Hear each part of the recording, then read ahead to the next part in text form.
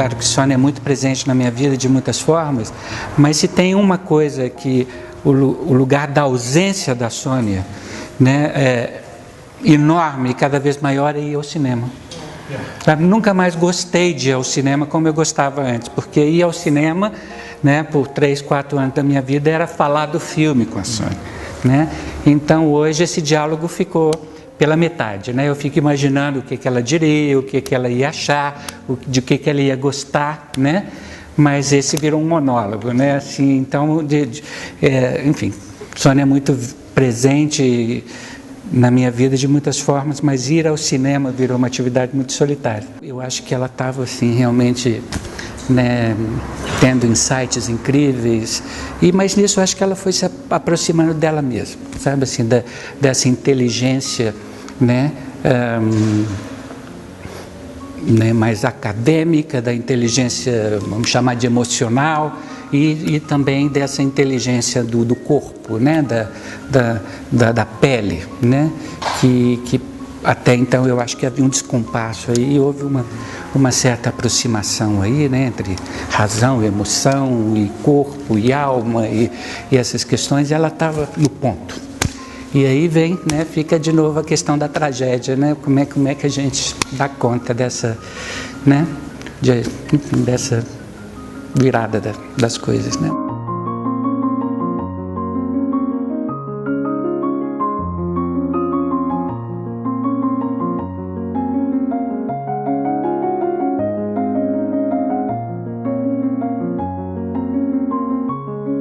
Acho que uma das grandes ideias, que eu digo que são ideias originárias mesmo e originais da Sônia, é o modo como ela introduzia a filosofia, né? E ela dizia que a filosofia ela tem 4 portas de ingresso, que são 4 experiências fundamentais do homem que têm o potencial de nos introduzir realmente no universo da reflexão filosófica, que é o desejo, a dúvida, a angústia e a admiração, né? Então, e ela tomava então toda a riqueza da produção literária da filosofia, mas não apenas da literatura, Clarice Lispector, os poetas de toda a época, a música, como forma de pensar essas expressões, dessas experiências, né, que são constitutivas do homem e que, enquanto tais, eram portas que se abriam para que a gente pudesse fazer a pergunta, né, a pergunta filosófica realmente, parar para pensar efetivamente, né? Ou seja,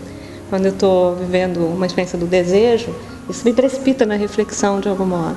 Eu acho que essa é uma ideia muito original da Sônia, não sei, tem colegas aqui presentes, mas assim, eu acho que isso eu nunca vi em nenhum texto da história da filosofia, né? Um fala da dúvida, o outro fala da angústia, mas tomar essas 4 expressões da experiência como...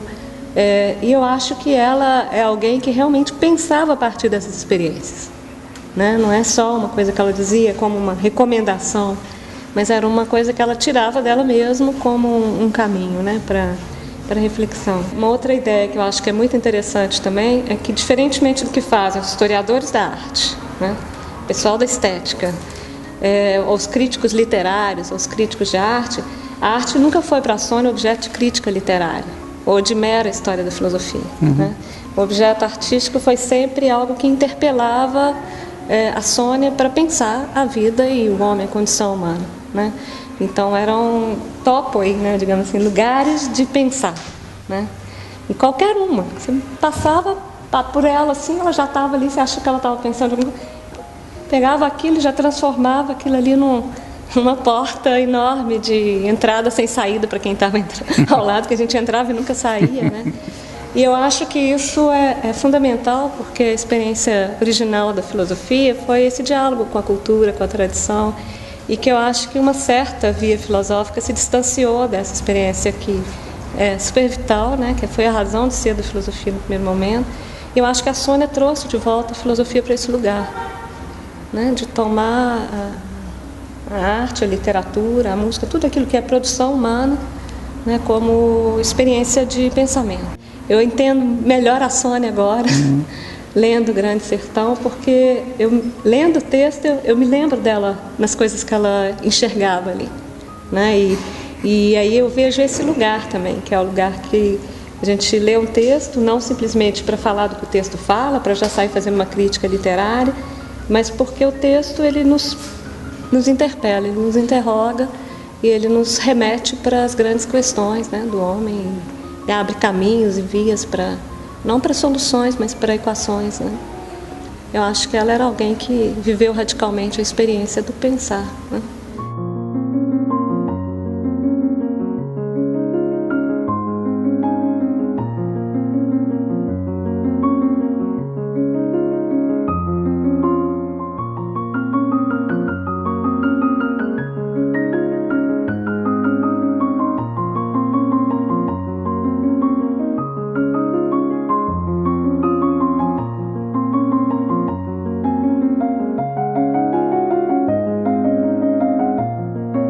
Fazia isso em vários níveis da pesquisa, da fala, do ensino filosófico dela, que é sempre resgatar no miúdo do cotidiano, no miúdo do vivido, as possibilidades não ditas, não explicitadas, né, de universalização, de transcendência, se eu quiser.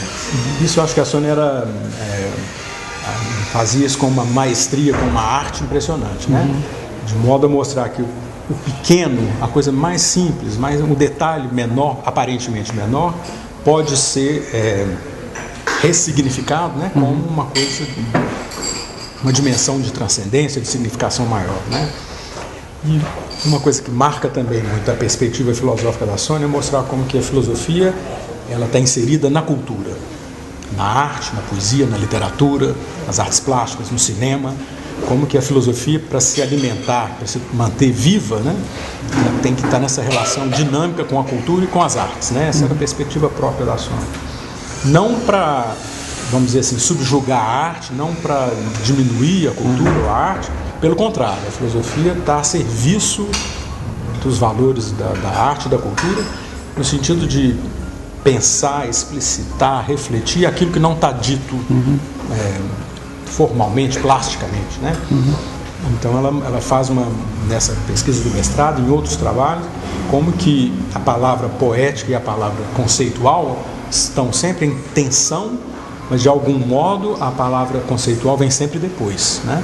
A palavra poética, a expressão artística, ela vai na frente, ela lança os problemas, as questões, as formas, as significações, e a reflexão vem no segundo momento. A reflexão vem nas brechas, no não dito, nos intervalos, nas frestas, tentando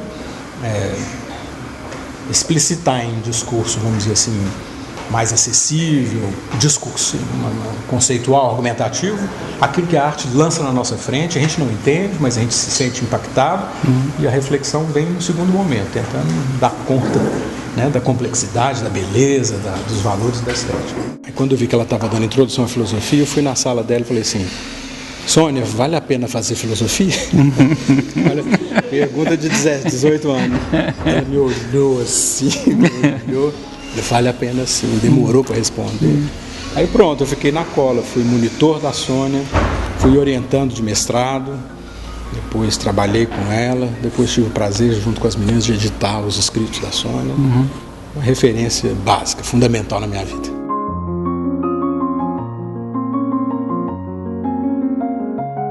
Conheci a Sônia no primeiro semestre de 89, mas eu acho que foi a experiência mais forte da minha vida inteira, que, de certo modo, foram 6 meses que valem por uma eternidade.